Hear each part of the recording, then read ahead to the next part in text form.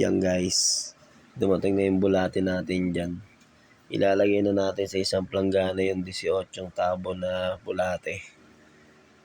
Senso. Ganyan ako magsalin ng bulate sa planggana. Yan. Yan. Ganyan lang ang paano natin. Ang bulate natin. Yan, ganyan lang. Ituloy lang saling natin. Para maganda. Tapos, tigamutin natin yan pag ilalagay na natin sa planggana yung mga yan. Dami yan. 18 tabo yan. Binili ko na yan. Sure bull na marami yan. Kaya hindi tayo mauubusan ng bulate ngayon. Dahil sa 24 pa babalik ang magdi-deliver niyan. Ganyan lang ginagawa ko dyan sa Tubipex kapag dumarating sa akin yung Tubipex guys. Sinasaling ko sa isang planggana lang. Ganyan lang. Paulit-ulit lang yan. Last na yata yan. 10 sumakulit. 18 tabo yan. Yan. Last forward ko na yan pero mabilis-bilis yung camera natin. Yan. Haluin lang natin para hindi dumi umakyat.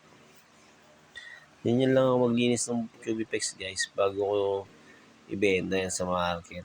Tapos gagamutin ko pa ng ano yan. Ng tetracycline ba yun? Yung gagamutin ko pa yan. Gali 2 tetracycline. Ayusin ko na yung mga lagayan ng bulate dito. Yan.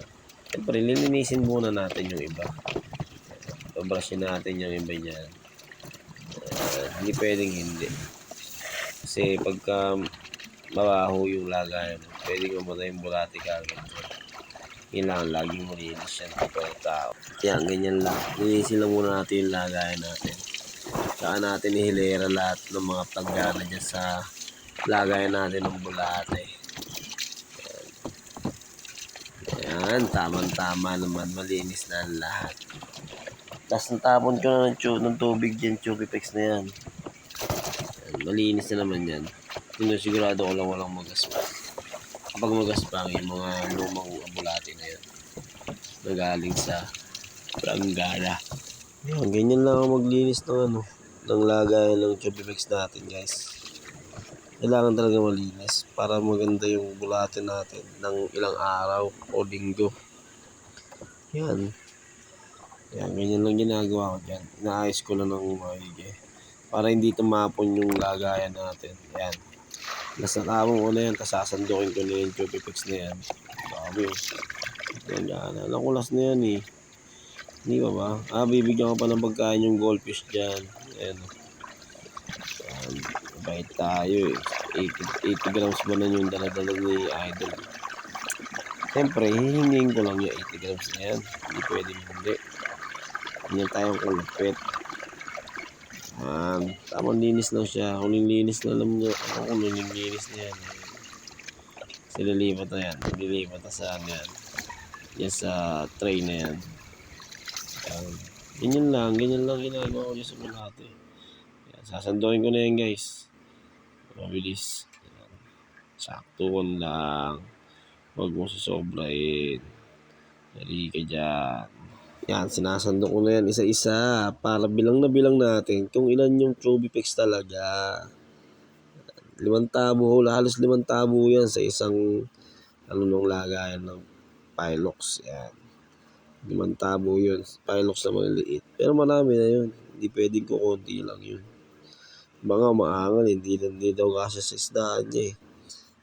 Wala kang gagawa. Binayaran mo na yan. Itong sandok dyan, no? Kalong talaga eh. Nawala na. Yun. Sandok na ng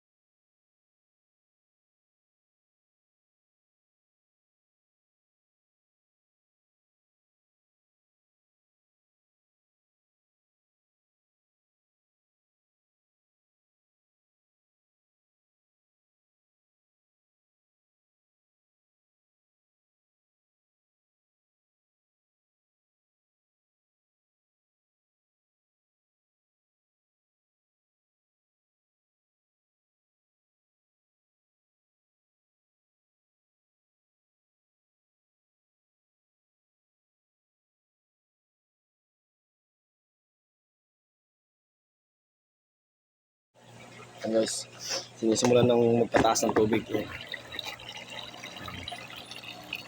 Para pagka umabot na siya dito, yung bulate buubo na.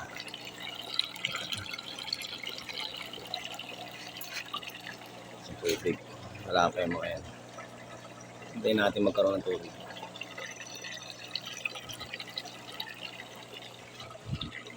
Peace out. Thank you.